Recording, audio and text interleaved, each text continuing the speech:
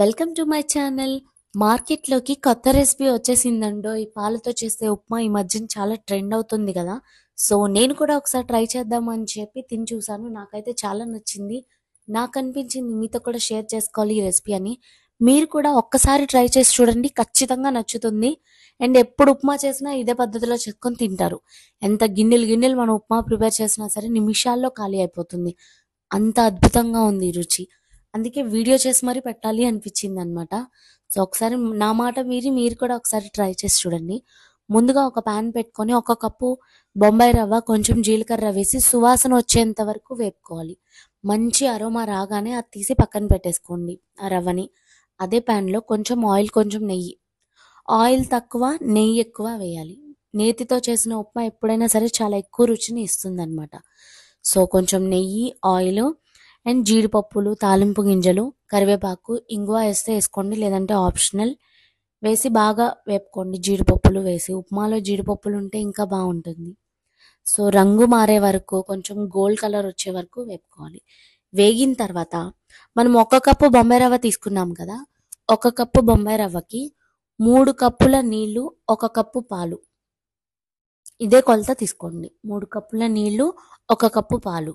Salt ఇప్పుడే వేయొద్దు, లాస్ట్లో వేయాలి మనం సాల్ట్ని, ముందుగా వేయకూడదు. వేసిన తర్వాత ఒక పొంగు వచ్చే వరకు కూడా మరగనివ్వండి. మంచిగా బాయిల్ అయ్యి బబుల్స్ వస్తూ ఉంటాయి కదా. అలా వచ్చినప్పుడు మనం పక్కన పెట్టుకున్నాం కదా వేపి రవ్వని, ఆ రవ్వని ఒకేసారి వేసేసి ఉండలు కట్టేలా చేసుకోకుండా స్లోగా కలుపుతూ వేసుకోండి.